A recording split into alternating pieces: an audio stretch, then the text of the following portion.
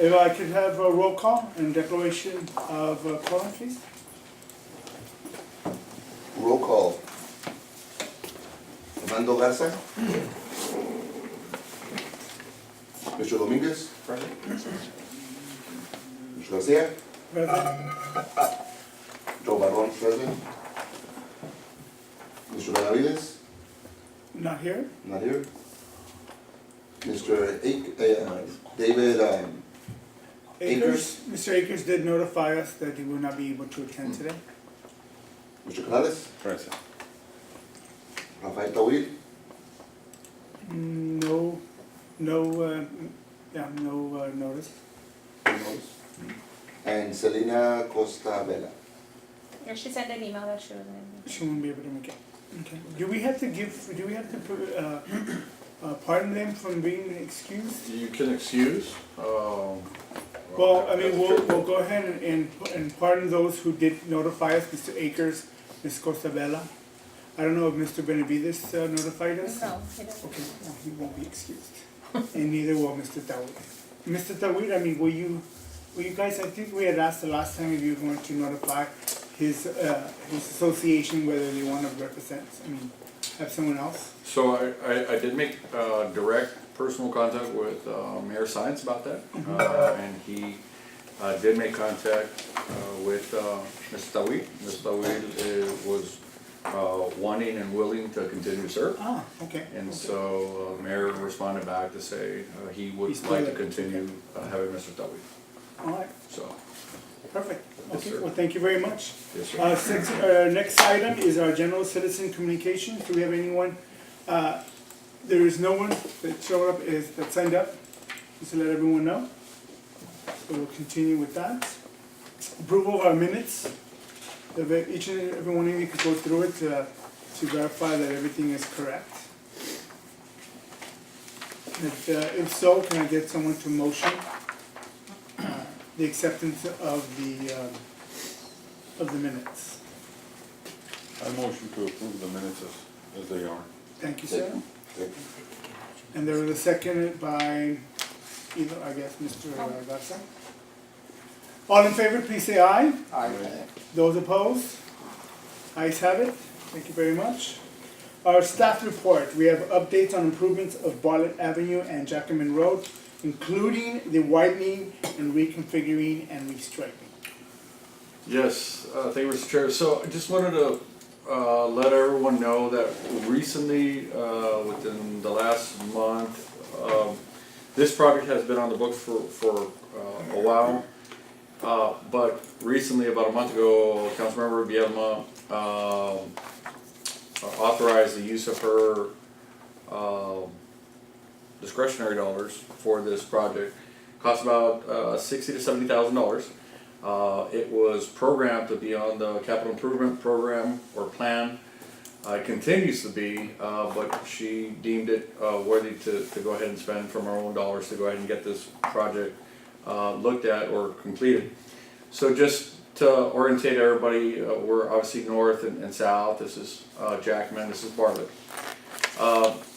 So current configuration that we're, as you all probably know, is that we have one, on this side of the road, we have one northbound lane, we have a turn lane, and one through or turn lane coming south. And so what happens is that we have this bottleneck, and essentially what you have is there's a little bulb out in this area here and here as well. So it narrows down, and it doesn't align well with this. As you know, Bartlett Extension is growing, so we need to align. We need to open that up essentially, at the intersection especially. So based on traffic recommendations, our staff, everybody who's looked at it, and especially with the way traffic flows and where the need is that we'd be turning and opening both sides on the north end, which would allow us to bring 2 northbound lanes. Of course, the right turn and extending that out, right? So you have this pocket to take people around two northbound to get you out, and then your turn lane. So this is what the configuration would look like, because as you come down, this lane will match up with this lane here and continue. And as you come through and it goes past here, you get back to the normal configuration that you would see. This is where we need to open up that bottleneck. By doing this simple widening here and aligning and restriping this roadway, we'd allow all of that northbound traffic that we have higher numbers for than our southbound. Now, I'll tell you, southbound is significant as well, but this is where we see the choke point, and so we're widening.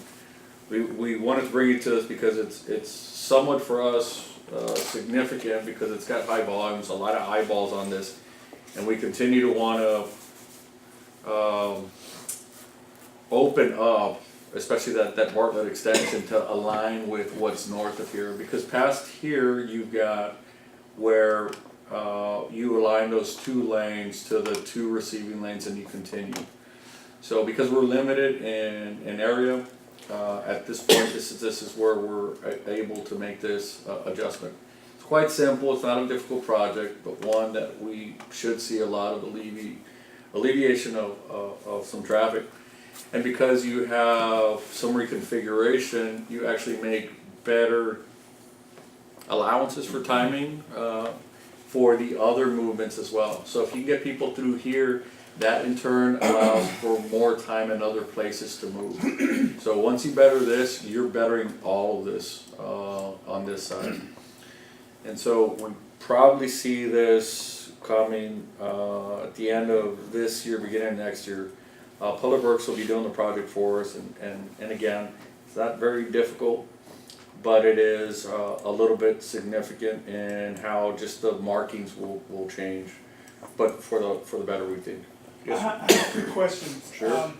First, so you're going to open up these two corner pockets on top. Right. What's going to happen with the sidewalk? It's gonna continue, right? So you still have it, and because if you notice, But it's going to be closer to the traffic, correct? well, The so you trees have, are- you see how this alignment comes out? So we're gonna be straightening this out. And you will have that alignment here, but the sidewalk and the access, we're not gonna get necessarily any closer, because you still have everything set, pushed back and aligned with the side here. I probably oversimplified by saying all we're doing is pretty much chopping this off and aligning it. There's more to it. There's gonna be, the sidewalks have to be redone, aligned, there's ADA ramps that are reconstructed. There's actually loops that are inside or they were on the ground, we're using camera systems right now. So there's gonna be a little bit more reworking. So you're gonna have the sidewalk redone, some ramps redone, so it's a little bit more than that. So I guess I just oversimplified to keep it kinda quick. The second question I have, I'm assuming the reason why you're opening up two going north is because that's where the volume is? I mean, how much volume do you get from those that are traveling east-west on Jackman? So, I go in the morning and this bright is Uh-huh. there. And especially the ones that want to turn right, going south on Bartlett. I actually have, yeah, bring it in here. We'll pull up, we actually have the counts for the traffic volumes that are going through there as well.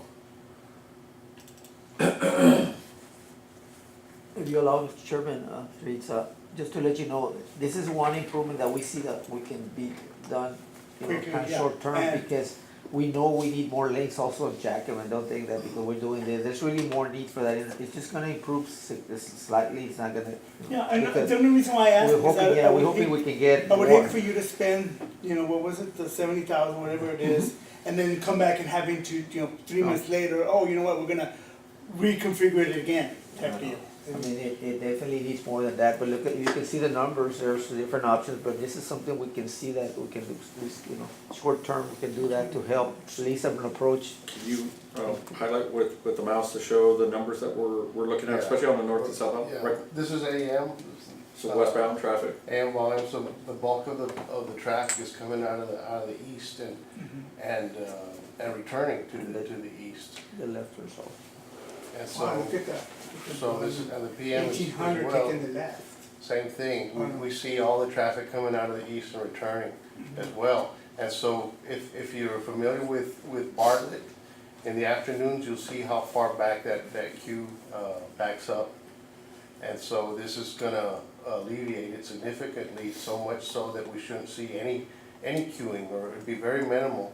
And that's where Mr. Eads says that because of the minimal demand, because of these improvements, we'll be able to place or provide more time to east-west roadways, especially that eastbound traffic that backs up all the way towards McPherson.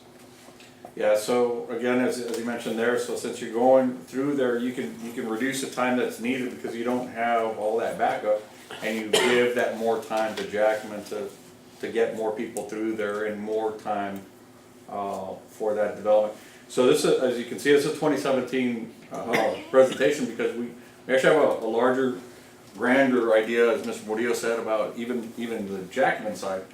But we're gonna take what we get at this point. If we can do this Bartlett and match it up with the Bartlett extension, we're gonna take that. The Jackman is we're working with property owners and have to be able to open up that neck as well.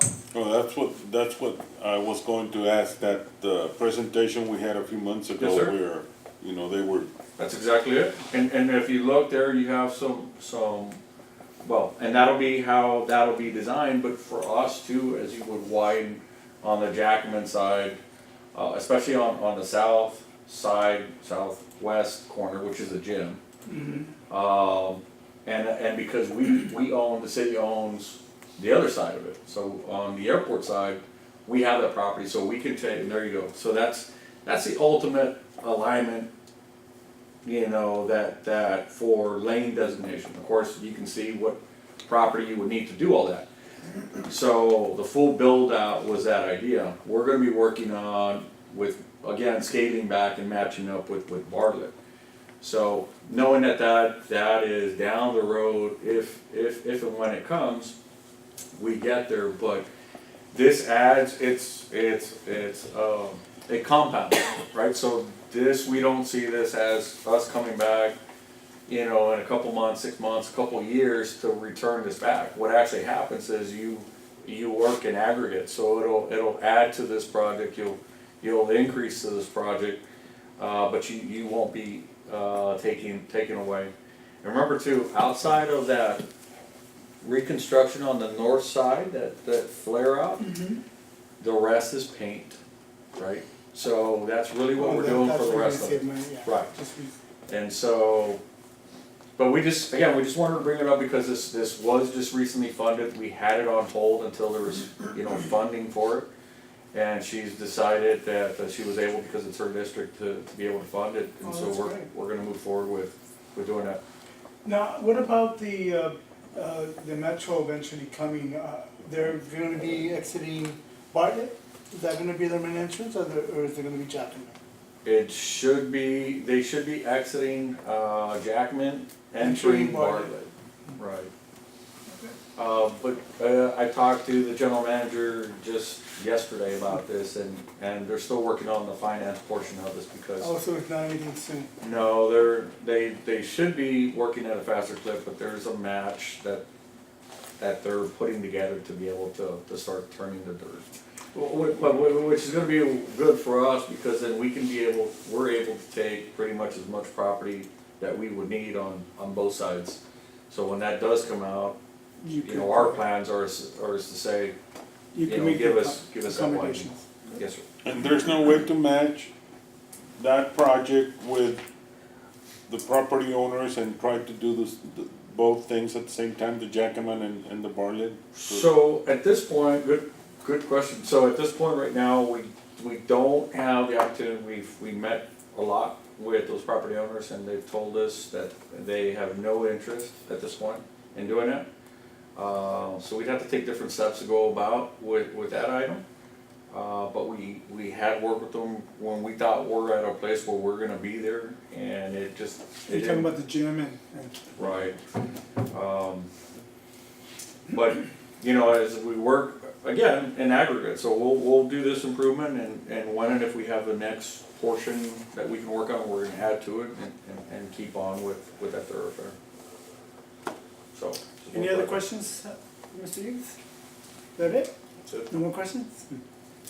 Well, thank you very much. Communications, overview of our forthcoming IH 35 corridor project.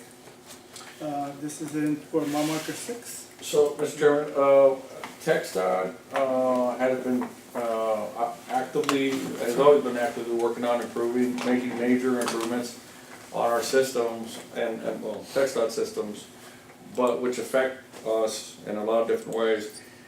And they are getting to points where they're gonna be moving at a faster clip, and some things are getting nearer, and so we weren't too sure. We had seen and discussed with TxDOT and Mr. Villarreal and others, this presentation before it's been presented to management, a lot of stakeholders at this point, and there's some very positive, serious implications to these grand improvements.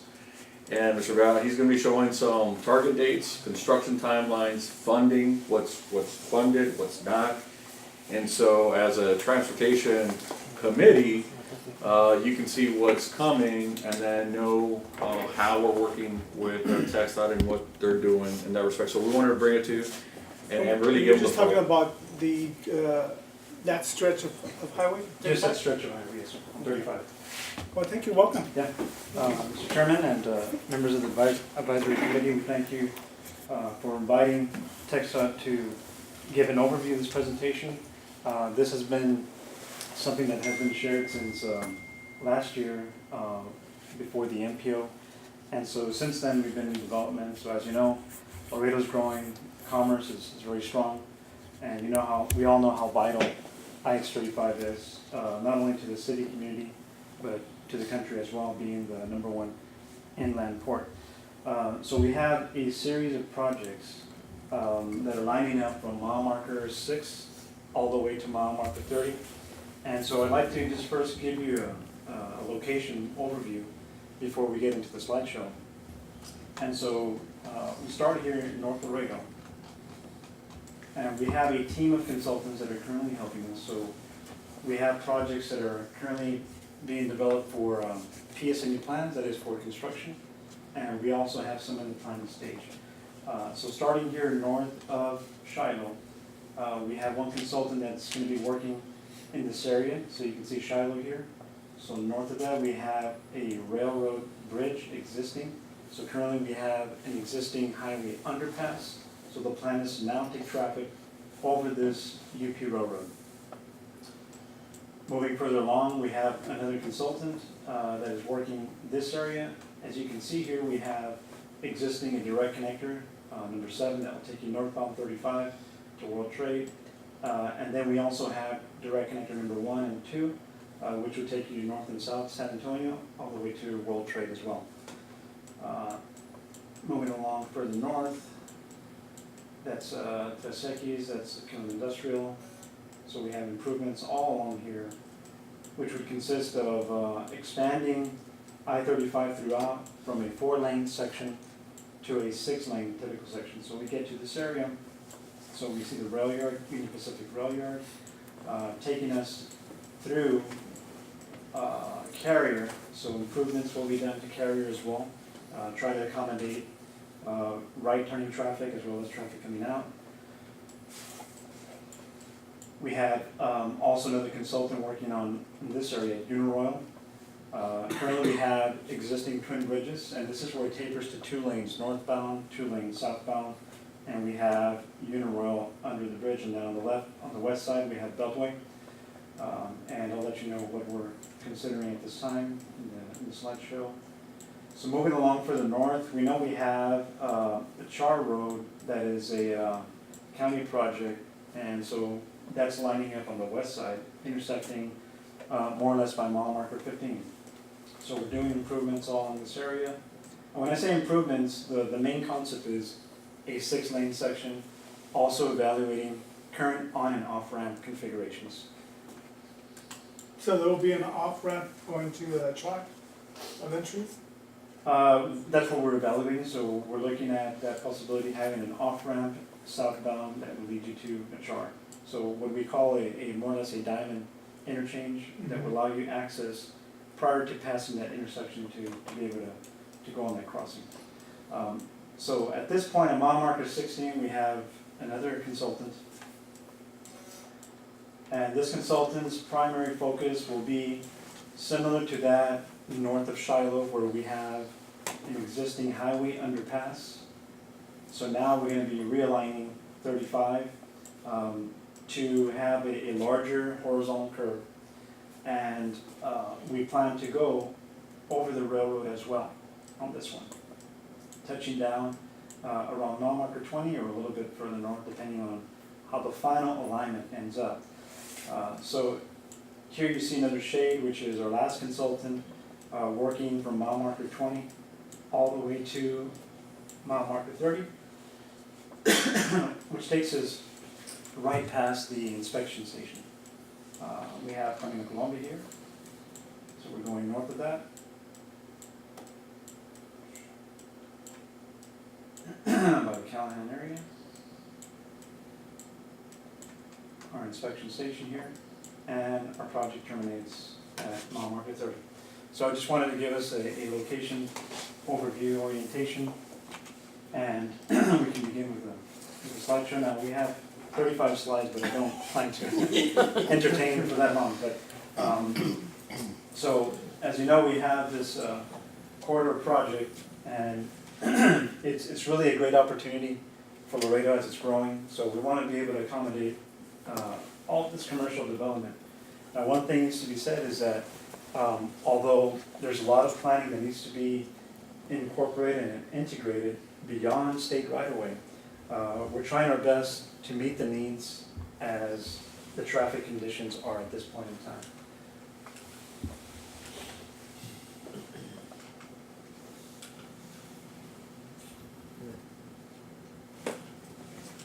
There, sorry. Okay, so project background. I've been 5 in South Texas has served the city, county, and the country for many years.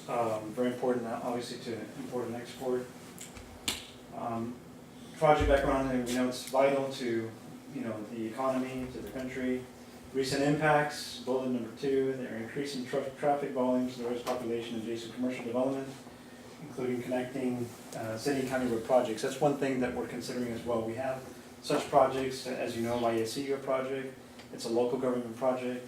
We also have a charter road, perhaps amongst others that may be in the future.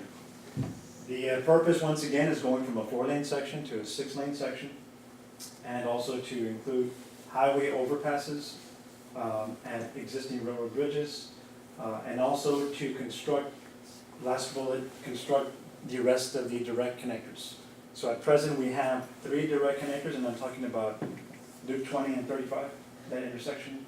3 are constructed, but the master plan is for 8 connectors. So, and I'll show you a summary of what is funded today. We also want to widen existing bridges crossing over 35, such as that at Tres Equis Carrier. Also replace existing bridges and incorporate new standards to accommodate 6-lane sections, such as by Udall. So now we'll go ahead and take a quick pause from the presentation, and I can show you those projects which are funded. Let's see, this one right here. So we have the different shades that I showed you with Google Earth. Those correspond to different segments that are being developed.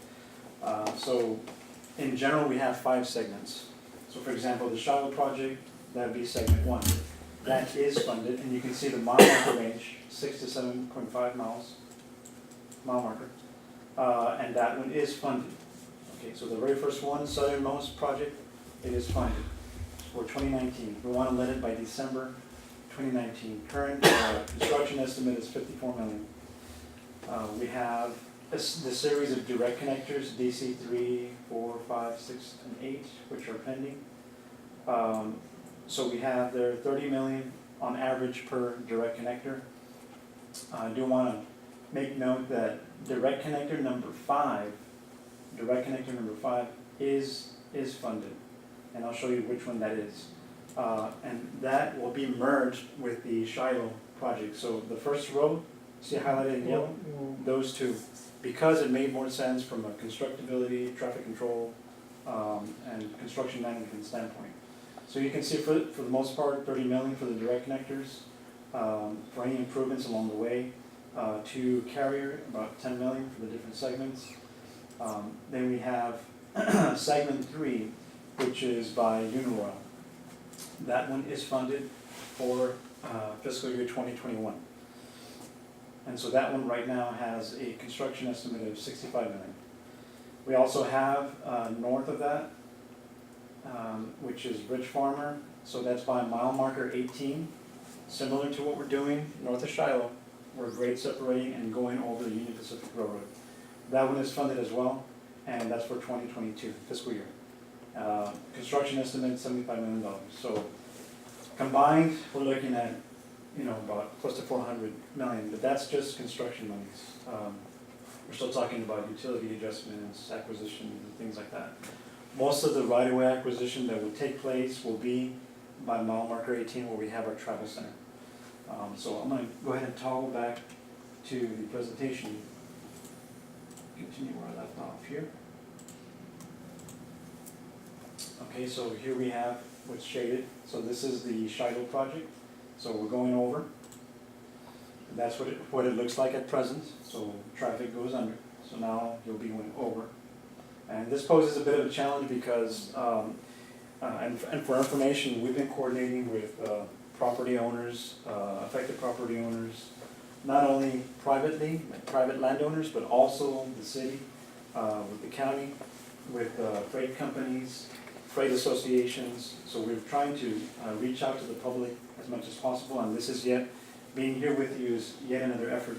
Why, Yes, sir. why would you, and I'm sorry Go ahead. for interrupting, but why would you wanna go over if we've been going under and it's, it's there? Why? Right. Most recently, UP's been looking at the possibility of a second rail line, and these bridges are, I'm not really sure how old they are. They're in good condition. However, we're always looking at ways to improve and enhance safety. So that's one of the primary reasons. So really, the railroad is not too crazy about us going under, because whenever they have to do their improvements or at some point replace this bridge, it would affect, obviously, our on-system roadway. So the plan here is to go over, and we're pretty much going to fill up, and UP will probably remove this bridge, and so we will no longer be going on under, but over. And Oh, I'll so show you some options. Yes. You're gonna build up to the Yes. bridge? We're gonna So be, we're gonna have to go much higher? we're gonna be go flying over the Union Pacific. Wouldn't it make road sense bridge. just to bring the rail down? They can. That would have an impact up and downstream. It's not as easy as when we make improvements to the roadway, because it's the railroad, and the locomotives. How high are you gonna have to go, how high is this bridge gonna be? In order to clear this bridge, we need to go 23 feet 4 inches above the rail. Above the rail, Above the so it's existing 16 feet now, so you're gonna go 16 plus another 23? Yes. Wow, that's gonna be like, Yeah. Yes. So Right? that's been the plan for some time, and so we're trying to advance it. Now here we have our direct connectors, existing. So what is funded right now is going to be a direct connector that will take you from westbound Duke 20 and will take you down to the main lanes, southbound 35. So that project is being merged with what we just saw right now. oh, that's a 30 million. This one, yeah, the direct Yeah, connector, approximately 30 million, and with the 54 million, we'll take it over 80 million, so it's gonna be a significant project. So here you just see a layout of the existing configuration. So once again, north is up toward the stream, and so we have existing. This is what's funded right here. So you'll be able to go westbound and come back southbound 35. And you're not counting the ones being built right now, going from west to east? Those Yes. are already, Those are in progress, okay. and you'll see that light shade of green. So that's what that depicts right there, Okay. existing. So in essence, you're gonna have the frontage road, then above that, you're gonna have these bridges, and then you're gonna have other direct connectors, so. But these are gonna be on top, right? I Yeah, mean, all on top. high. It's gonna be stacked, yeah, just similar to what you see in San Antonio Mhm. at the interchanges. So That's it's gonna be kind of our monument, I guess. So that's the current view. You know, direct connector 7, right, you can see direct connector 1 and 2, Mhm. direct connector 7, it's just a quick view there. So what you see here is the SID, so in the future, as per the City of Laredo Thoroughfare Plan, there's gonna be a future connection here, United Avenue, but that's still in the works. This area. Oh, really? They're gonna connect United Avenue all the way to 35? Just based on the City of Laredo Thoroughfare Plan. No, I'm not, Yeah. you're not being quoted for it, but, Yeah. oh, that's exciting. Well, in the future, that's, yeah, right, and so we're trying our best to coordinate, there's a lot of work being done with, I think it's the Laredo Urban Transportation Group, and which reports to the MPO, so a lot of these, at times can be expedited when there's state funding, federal, and also local participation, so, that's one of the things that's been speeding up some of the funding, when you have local participation. So that's just another look at the SACs. Current configuration, so we plan to do some improvements to widen, to accommodate the roadway. So looking further, okay, what is Kelly gonna come up here? I'll show you another one. So here we're getting close to Uniroyal, so we have Carrier. So we know how congested Carrier is. What we're planning to do here is dual rights into Carrier, dual lefts out of Carrier. We're kind of limited what we can do there. The good thing is we have a grade separation. Currently at Uniroyal, we had an at-grade separation, at-grade crossing with the railroad. So there have been a lot of safety concerns here. Our initial pursuit was just to replace these bridges so we can have 3 lanes and 3 lanes. But due to the concern with safety with the railroad, there's now an option that's being pursued by TechStop that is being evaluated to go over 35 instead, similar to Carrier. So it would be a resemblance to what you have in Carrier, but it'll be on Uniroyal. We know that's going to have impacts on either side, on Uniroyal and on Beltway. So what we're doing is our consultant is evaluating the actual right-of-way impacts. Once we have that ironed out, we're going to continue our efforts in working with the landowners. So we know this is going to be a challenging endeavor for everyone, and this is where we look to the city to give us some support. And we did have a meeting with the city back in October 24th, and we shared some of this information, and even August prior to that. And what is the owners of Unitech say about this? Has it been presented to them? Yeah, we're getting ready to approach, we're evaluating the option. We don't want to get too far ahead. We want to make sure we have the answers. So before we do so, shortly we'll be advising them of this pursuit, and also continue working with the city. But what we're going to do here is not the whole picture. Really what we need is not only to grade separate here for safety and circulation, but also we're looking at a relief route that would take you east of this area and tie you back into a future charter expansion. So that's what would really relieve this area. Carrier and Uniroyal, and you can see it, every day. You see this challenge, this congestion. So that's one of the goals of the department, the Transportation Commission, is to relieve congestion, right? Allow for connectivity, safety mitigation. So this is one of the things that we're trying to accomplish here. So that's a current look at what we have there. Okay, we get to mile marker 18, so same thing here. You can see the travel center in the midst there. So we're essentially going to introduce a larger horizontal curve by this area. Okay. So that's what leads you to the travel center. You take this underpass and that takes you to 83 going toward Eagle Pass. So those are the existing conditions and that's the existing highway underpass. A lot of the, just also to answer your question also, sir, about why not leave the highway underpass, a lot of it is also gauged by the number of accidents. So the department has been looking at this for some time now, and it's now with the opportunity funding that we're able to introduce some safety mitigation, and one of those is spanning over the road. But only on this section, not that other one, correct? You're only They're gonna do both. Oh, you're gonna go, Yeah. you're gonna go over We're the gonna others go as well? over on this one as well. Yes. On this one as well? As well, yes, sir.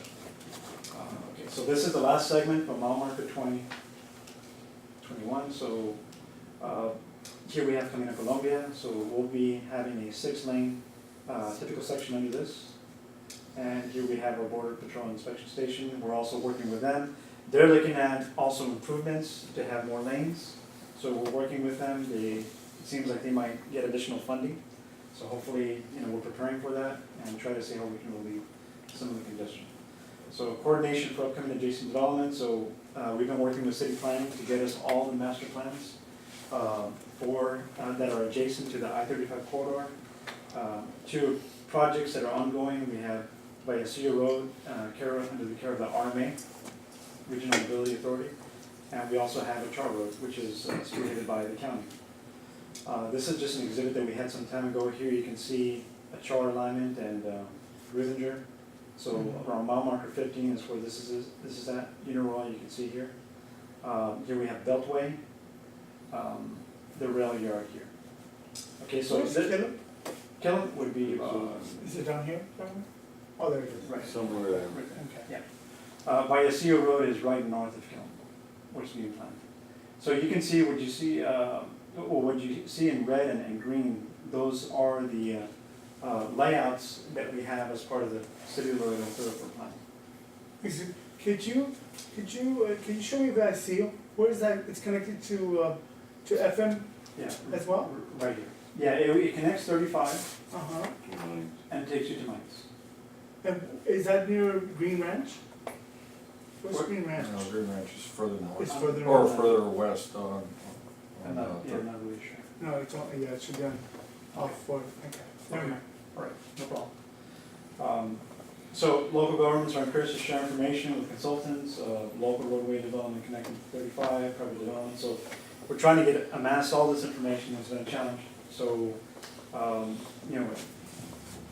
Robert and I and Robert Pena, Robert East, we had spoken previously about if there's any information that's available from private development, we want to be able to incorporate that. Why? It's very important. So we can, as we're evaluating the on and off ramps, we want to be sure we're serving everyone's need as much as possible. So one thing to keep in mind is that we're regulated by FHWA as far as the spacing and the frequency of these on and off ramps. So we're keeping them in the loop as well. So that way, the project goes as smooth as possible. If I have a little more time, I can. Yes, go Sure. ahead. Okay. So I had to say, I'm just about camera Chairman, so I just want to mention that, so Luis made our Bartlett widening project very small, so we appreciate your big project with our little. But It's our fun. I should go after you or something, cause No, the big dollar project.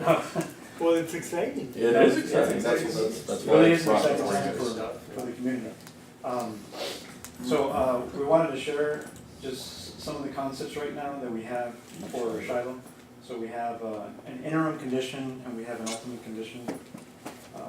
Just one question Yes. on the projects that you showed us and, money wise, how do you guys work on programming, or budgeting those projects? Who, Yeah. do we need to talk to someone so that we can get the money, or you guys can get the money and get them all going? Yeah, we basically do a lot of times a feasibility study. we come up with the need. Being that it's a freight corridor, it's easier now to compete with the needs that we have and the congestion. So when it's about freight corridor, being the number one inland port, that's what kind of pushes it in another, at another level. So we're able to obtain more funding. So as we're developing this, I know that recently, there's grants out there, like the infra grant, I believe, we're trying to compete, and there's others that are similar to those. So I guess, legislation is also getting creative with how to fund some of these projects. And there's also such a thing as private-public partnerships that we're seeing now. We see these a lot in the metropolitan areas, Houston and San Antonio. So we're trying to also promote that idea as an option to be able to fund some of this infrastructure. So this is just a view of what we have by north of Shiloh. So Shiloh we have here. So we're going to improve the main lanes. So the typical is going to be 6, although you see 8, but that's really for the accommodation of the on and off ramps. We have this turnaround here by San Mateo, so that would be a connection, and that was something that the city of Laredo was interested in. There was a question about why not do that here, and it was just we were not meeting the safety requirements for weaving, and it was the evaluation of the department that there may be more potential for some accidents. So we wanted to make sure and stay in compliance with our guidelines. Check this, where is San Isidro going to Yes, San Isidro would be, Pero where does it connect, where does it go to the side, to the opposite? oh, to the other side, To the yeah. west. Where does So it connect it would take you west, going southbound, to the service road? past, yes, exactly. But it shows a two-way somewhere. I don't know. Where does two-way on San Isidro start? Did I see two-way or Right. just one way or one way? Right. Oh, that's two lane, oh, that's one way. Okay, Yeah. I thought So so, two two lanes lanes, this way, two lanes, two yeah, lanes. it's just a one-way road, okay, 2 lanes. Right.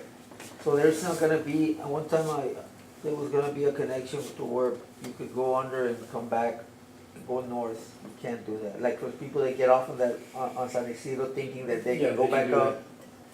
To do the turnaround? Yeah, well, thinking that they get off and they Yeah, get back and- on and you can't. Yeah. So that's still gonna continue. I thought at one point it was a plan to maybe or do a U-turn, but I least get San Isidro to come out, yeah. So Yeah. this San road Isidro- leads to that turnaround? Yeah, San Isidro, I mean, works because now you have a way of getting on San Isidro, getting on 35 somehow, right? Right now, there's no way you can get San Isidro west. It runs into a dead end.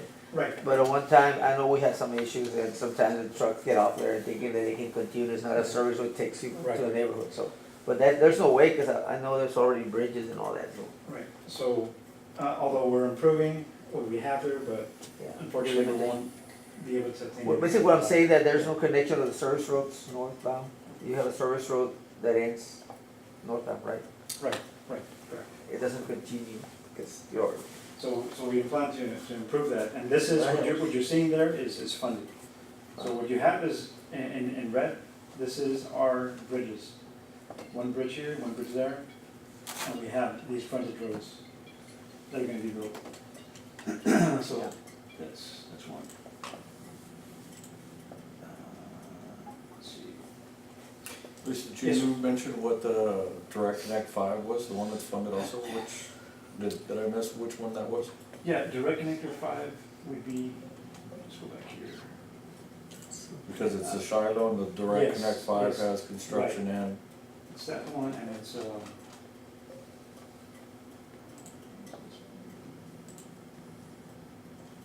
this line right here.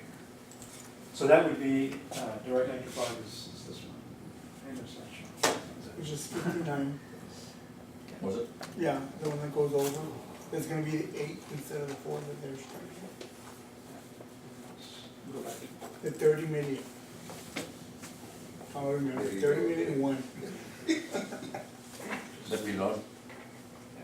So Direct Connector 5 is this one right here. Takes you west and then redirects you to the south.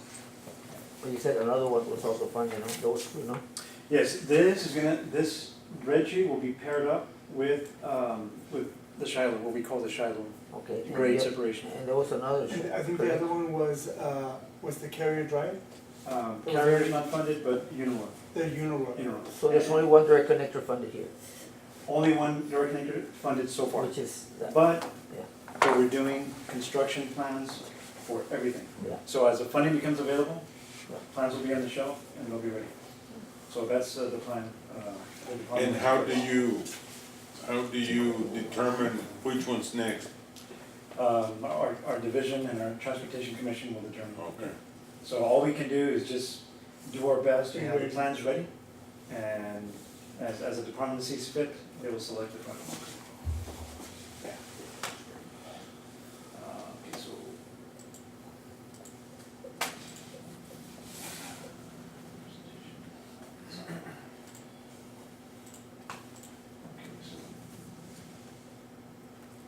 so the next one up that is funded would be what we have Unit on. So we have options that we've been looking at. The preferred one is here. I know we're running a little bit short of time, but just to let you know what the department is looking at right now is this grade separation. If, are we gonna do that many lanes? We're not sure. But what we do wanna accomplish is elevating Uniroyal. And so that would require depressing 35 a little bit. So we would have something very similar to Carrier. Okay. So right now we're evaluating the levels of service. Is this actually going to alleviate? We believe it will. Plus we have the safety enhancement of removing the railroad at-grade crossing. The challenge is going to be for this project right now. The challenge is going to be right-of-way acquisition along the city Laredo right-of-way, as well as over here. We understand that there's a lot of economic benefits from these businesses for Laredo, but we do believe, by the same token, that if we don't address some of these issues, what's developing east of this area, so there's a development called, the company's Majestic, I think it's Port Laredo. It's a massive development, 2,000 acre commercial. If we don't do something now here, we're gonna be seeing, facing the consequences very soon, maybe 5-10 years, whenever they're built out. I wanna emphasize that this here is going to be an interim measure. It's an interim measure, and what we'd like to see the city collaborate with us on is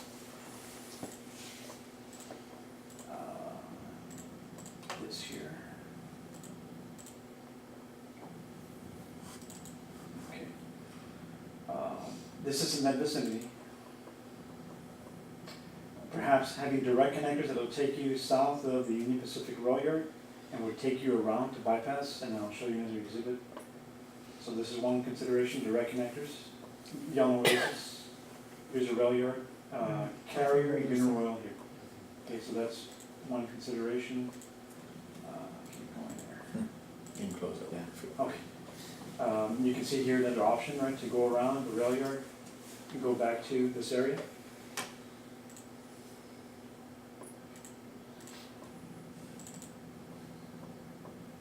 This is just a future thoroughfare planned overpass here. We just incorporated that.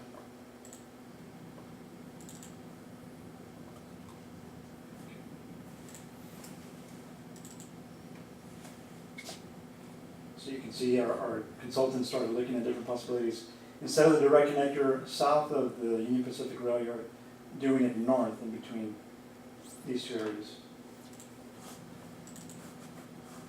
And here's an exhibit that would show, if this is planned out for the future, this city thoroughfare overpass over 35, you can have this type of system. Along with that, having a type of bypass. Now, I know that you're saying, well, here we have Majestic, and all that, I think all of this is already planned out. So, in essence, what we would do is bypass all this area, come back here, and tie into a future HR extension. So that is the greater picture. So whereas we're grade separating Uniroyal, eliminating the at-grade railroad crossing, that is interim, and we know that's going to get congested again, so we would like to work and pursue this option in parallel, so maybe 10 years from now, perhaps, we'll have all the acquisition, everything in place, and now we can really relieve this area, this congestion. Because these developments are moving fast. You can see it on the east and on the west. So a char's gonna cost over 35? The char, Because it's coming from FM right now it's connecting. this way? Yeah, right now it's connecting, and our consultant has been giving guidance to provide for an overpass if that is gonna happen. So we just wanna be prepared for that. So in essence, I think that's what corresponds to the city, the areas of impact that we have, so, any questions? How far away is it, George? It's Mount Margaret 15. No, but how far in time? Oh, A Oh, month, a year? oh, I mean, the county would be able to answer that more accurately, but I believe they were trying to get environmental clearance for the whole stretch and then trying to contract a consultant to do that. At least 5, 6 years. Yeah. no, I think it's on a fast track. I recall being at some meeting, no. I think the char's already done. It was the Ruthinger push. I can see it in. I hate to speculate, and I think Mr. Vidal is correct with obviously the county being more apt to give you a better answer. I do think that, yeah, it's on everybody's mind to move on. There's been obviously a lot of issues with it. It's on the track to the right trajectory, but the speed that it's going, again, it's gonna be, and it's brought up, if you've gone to any one of our MPOs or watched any MPO, within the last year, at almost every meeting that's brought up, and TxDOT does get the brunt of it a lot, the county gets the brunt of it, the city gets some of it, but really trying to push it to move it Why the forward. county? The county's the one. It's a managing- local government project, Right. and so they're spearheading that. But isn't it city land? Well, isn't it annexed by the city, all that land?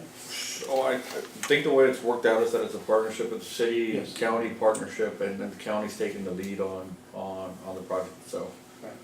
So TxDOT designates certain funding for local governments, that, for in areas that they think they need improvements. And so they compete, they submit an application, and just like we hire consultants, the county will hire a consultant. And so that's pretty much where they're at. I think they're still in the procurement stage, trying to contract a consultant. So it's kind of involved. 5, 6 years. But, and that's the reason why we're trying to take a bold step and make these improvements, but at the same time, try and look at the big picture. So, that's what we're trying to accomplish, just to kind of look at the future. 10, 20, 30 years from now, I mean, Laredo's gonna be very, very different, as you can see. So we're trying to keep up with it, just as you are.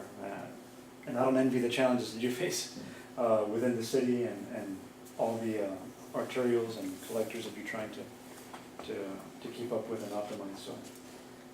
And this is a partnership, and I know you said it's TxDOT, but it's really our community that we're trying to help out. And so it's not just a TxDOT project, or it's not just the city, but as you can see, the land development that's occurring, affects us and vice versa. We want to be able to serve the private development. Why? Because the economy is very important to the growth. A stable economy, we're gonna have more companies moving in, helping boost the city, and so I think we're on a great point in history with our city. So once again, I thank you, Robert, for inviting me to be here, and so it's a pleasure. I can leave my business card if you have any. I'll take one. But we do appreciate you coming down here to share this information. It is exciting news. Okay, thank you. And you're right, I mean, the city is growing at a phenomenal rate. Thank you. And all these developments you're talking about are already growing, so actually we're, TxDOT's behind the ball. We're bringing you stuff, now we need to get the roads Right, to them. exactly. That is exciting. Exactly. No, Very appreciate it, honored to be here with you. Thank you very much. Thank you. Thank you. Thank you. Yeah, well, and so, Mr. Chair, so we intend, and I know it's been pretty common where there's, updates from TechStop on a lot of the projects. And so will we continue to bring that possibly quarterly or as Sure, yeah, the needs are coming up, so we should be abreast? And if there's any way we can maybe get someone from the county, you know, to come share some information about the, Yes, yes, and but to answer one of our committee members' questions too, on how we can press upon your city representative one, and then obviously at your MPO level as well, there's a lot of decisions being made at the Metropolitan Planning Organization as well. And so that's where, you know, your input, because you guys are industry leaders in this too, you're the experts in this, you know, at least from our part. And so giving that input, it's important for them to hear it, and especially if you saw something that you like, you don't like, you agree with, don't agree with, or it's an issue about funding, how do we move that needle? I think more people jumping on that helps, because everybody knows that we're kind of trying to push this ball, but it takes, you know, people like you guys. if only Tex got to put this kind of attention to Mines Road, if I'm, you know, concerned too. Would be awesome too, Yes. because they're growing just as, you know, they're growing I think just they're as trying, I phenomenal. think they're trying, I think we're all trying, right, so it's all over. Well, that's why That's- exciting, that, you know, That's why the a char, that's why a charter it's exciting, yeah. it's very important for them to, not TechStop, but whoever's involved, to move it along. Because, you know, if a charter is built, then you are going to relieve a lot of the traffic on mines.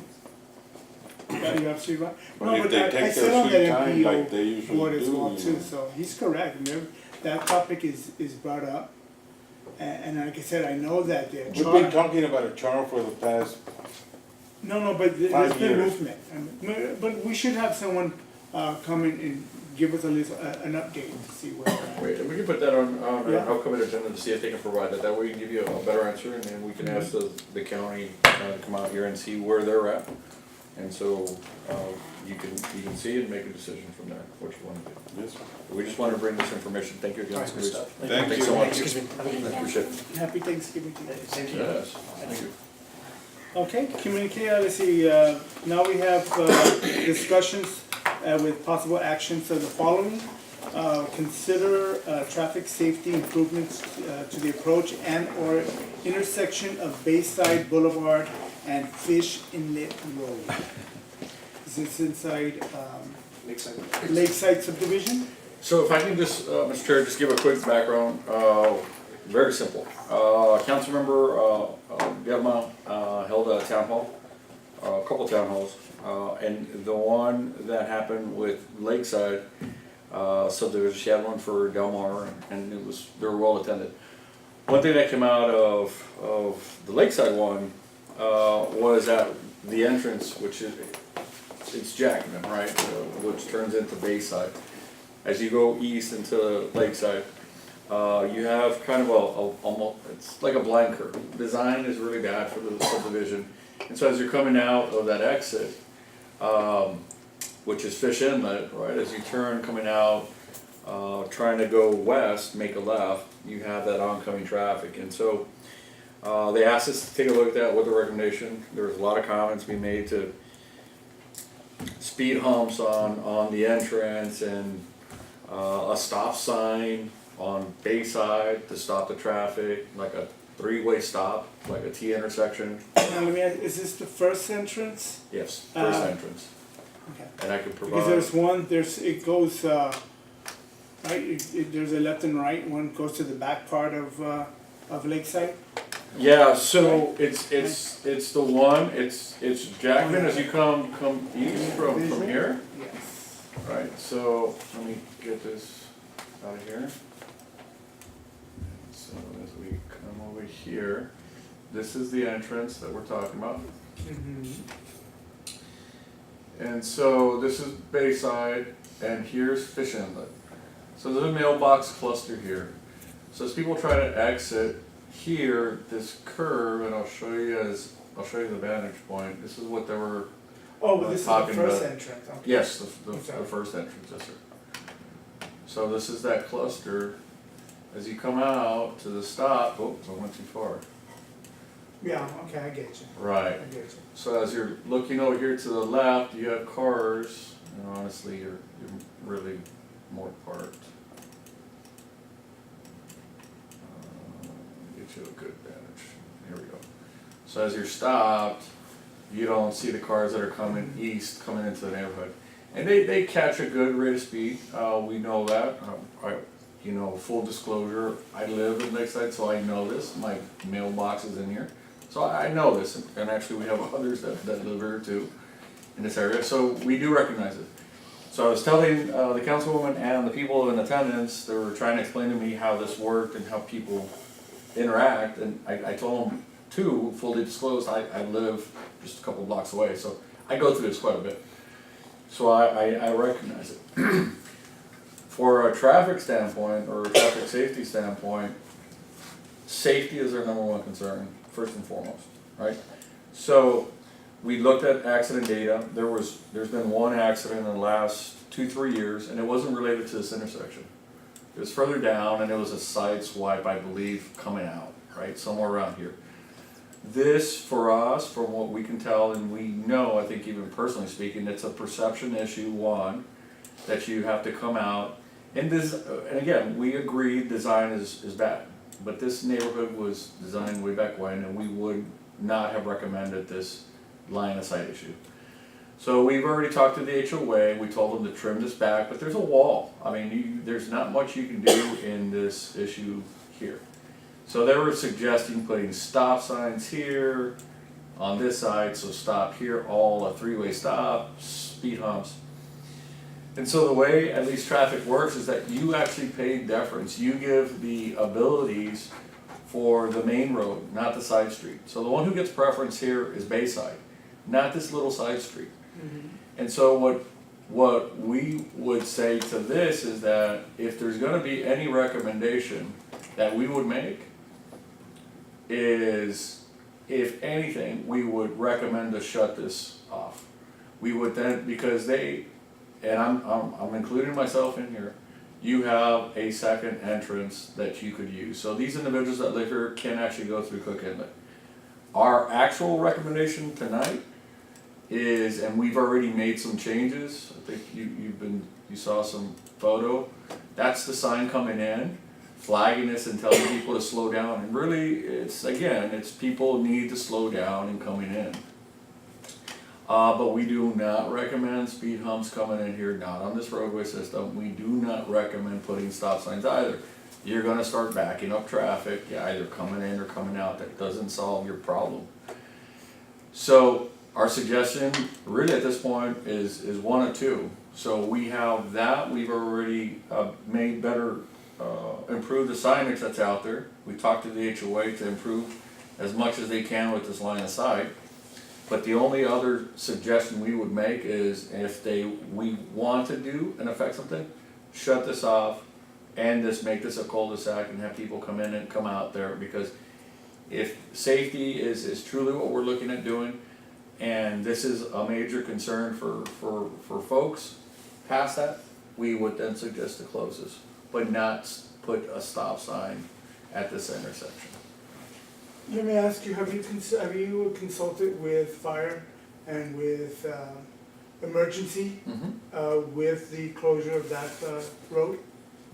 Not at this point, but since you have the access point, I mean, for us, again, we start off with our side, is that we don't show the data to show that we would make any changes at this point, other than that notification signage. I mean, we'd like to have PD presence out there, maybe citing folks for speeding, that might be one.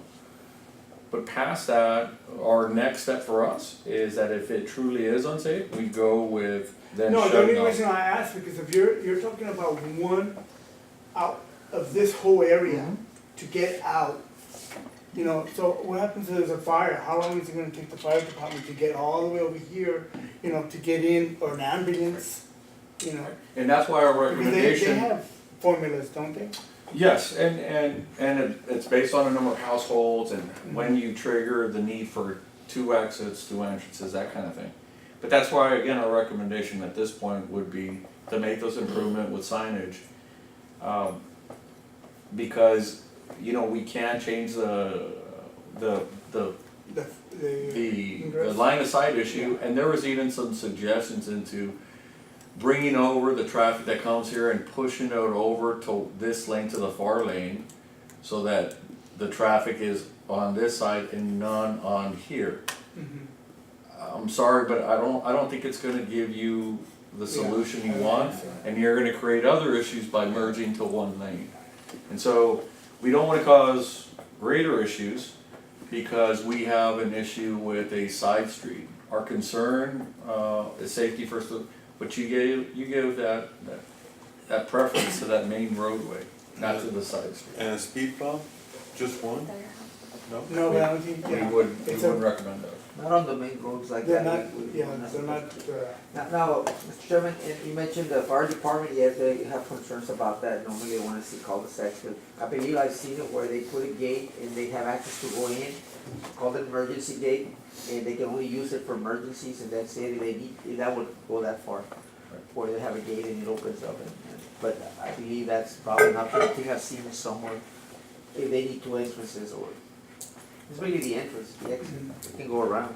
And so and just to let everybody know as well, this was requested by the Councilmember Guillermo to place on this committee's agenda tonight.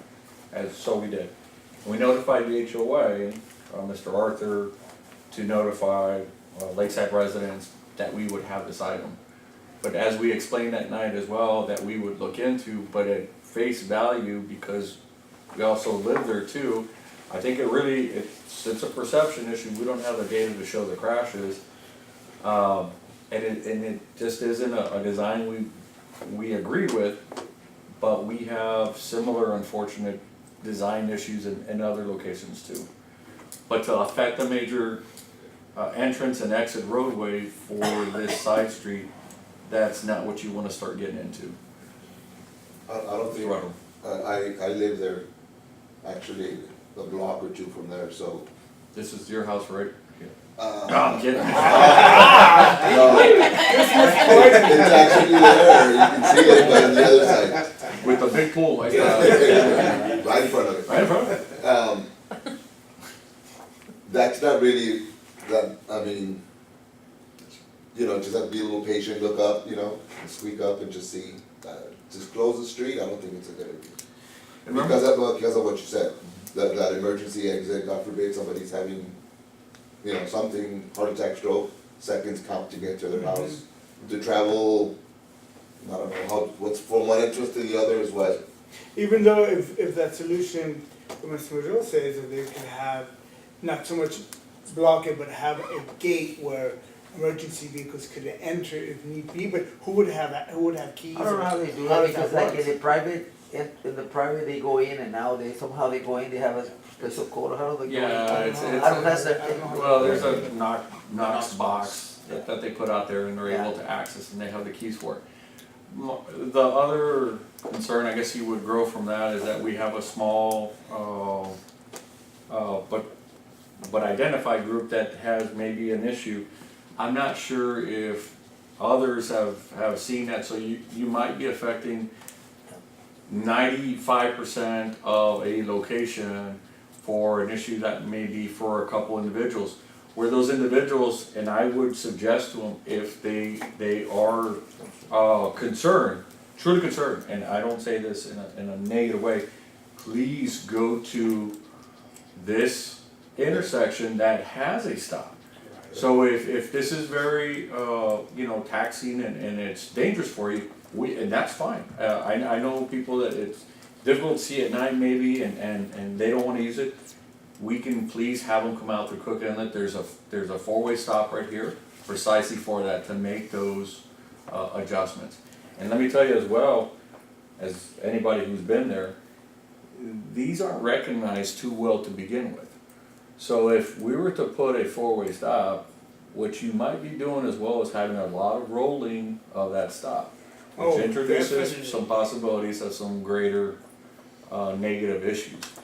So there's a lot of considerations why you don't wanna do as well, but I just don't wanna take a big hammer to a thing that might just need for us to make sure we look at. And I can tell you, we have, everybody's looked into, and at this point, we wouldn't recommend any changes other than what we've done, which, actually, they put in this replacement sign with the flags this morning. This just came in today, so thanks to Mr. Benavides. and his Mr. Eads, the possibility of installation of, I'm not sure what I'm saying, the rumble bars?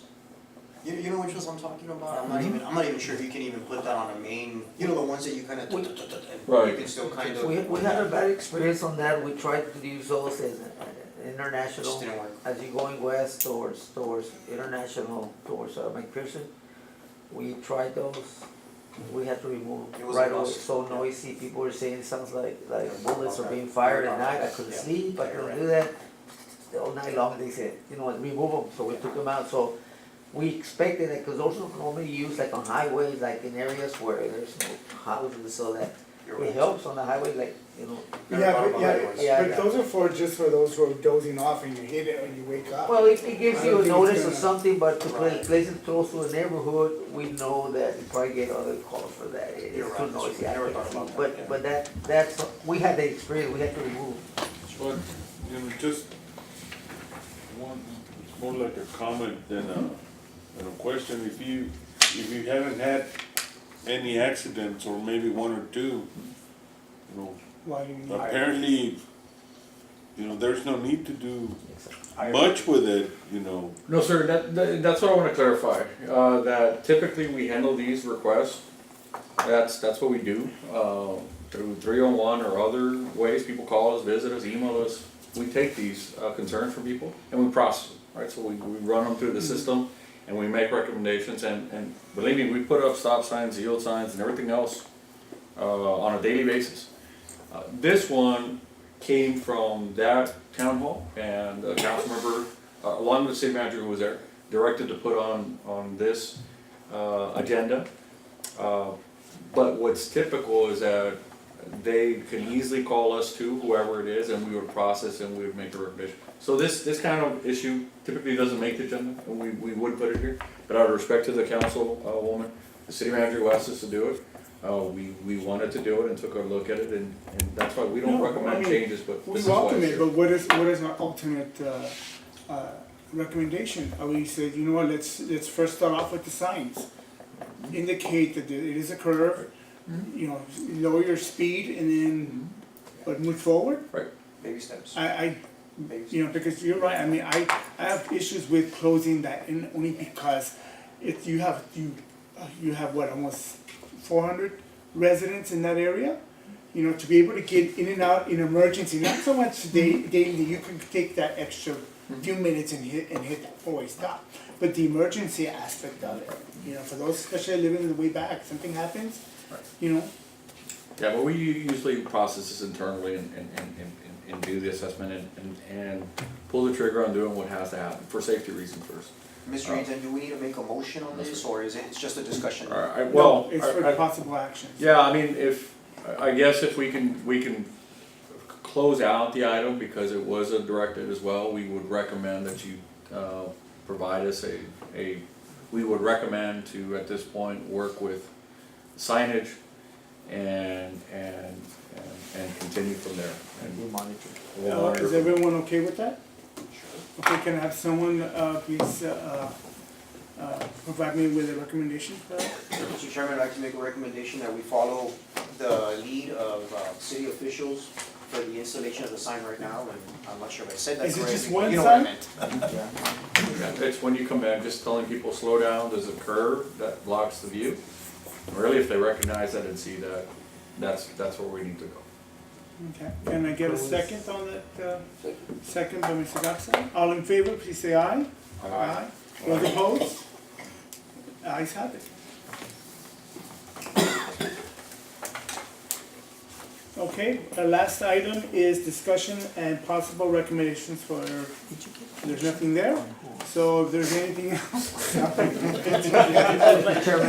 Chairman, Yes. we can make a motion to excuse the member, I don't know, we did at the beginning. Yes, we did. We a did motion ask- and first. we did Okay, ask, I just wanna make sure that we have. a motion. But just that those that notified us. Okay, we have a motion. and Even second. though with Mr. Talwitz, you know, I don't know, we need to excuse him because there was an effort, by the mayor, correct? That the mayor contacted, Mr. Tawid, and he shows interest in continuing to sit on this board? Right, but I don't think we received any word about his Oh, okay. coming or not Yeah, for he this did meeting. respond. There's certain guidelines, no? I mean, you miss certain meetings, Right. Correct. Well, and then you're 3 meetings in a row unexcused, then So, you really. yes, sir. um, So that was, I was mentioned to the mayor as well that we have that ordinance that we're following, trying to follow. And we actually asked legal too to kind of give us a decision. Said it's really up to the committee level. We asked the mayor and they said, we're trying to get this ordinance firm, so it's kind of like a last chance notice for everyone. And that was, I think, what the mayor was trying to express to Mrs. Tawid, like, we're gonna start from scratch, kinda, if you're willing to start. And legal said, yeah, if we can start from this point, that everybody has made notice that this is what we're gonna be doing, because now it's actually directive. I think we start the clock, was the idea, was start the clock from this one, So so this would be, this first. this will be his Right, first.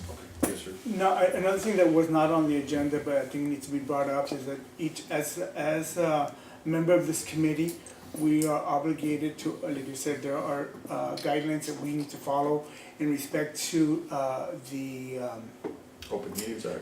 well, the open meetings, but the, what was it called, you just handed it in today, The certificate? the certificate The training. Yes. for the, help me out here, everybody. it was an open meetings, Open No, but Acts it- training? yeah. The Acts Open training? meeting. Yes. Yeah, open meeting. Yeah, the there is a training that the city provides that we need to sit down, it's an hour long, tells you the whole. Just to let goods you of know, we what- turn those into city secretary and he needs to have this on file. So it's Yes. online, we have a link, I don't know if we can provide, if we have not, we'll send it out to you guys. You click on it, sit down, when you got Yeah, some and time to go through it. for those of you who have not done it, I would ask. Very that basic, but it gives you a little certificate at the end that you print off, and we actually take them to the city secretary. I did it a few, a few I years think- ago. If you have it, then they should have it there with city secretary. Oh, but I thought it was supposed to be renewed every year. That's what, because I did it once before. I think you have, I think you have to have at least one training on the open meetings. Some have like an ethics annual that they have to do, but I think as long as when you come in, you have your open meetings act training and on file. I think maybe if you get nominated again, years down the road, maybe, but you need to have, I believe, just one. Okay, well, check that out. It is very informative. There were some things that I didn't realize, Right. that we could seriously get into trouble with not understanding what the Open Act Yes, sir. means. But other than that, anything else? Then on behalf of this board, we wish you all a happy Thanksgiving. Okay, that's good. You good? Meeting adjourned. Stay tuned.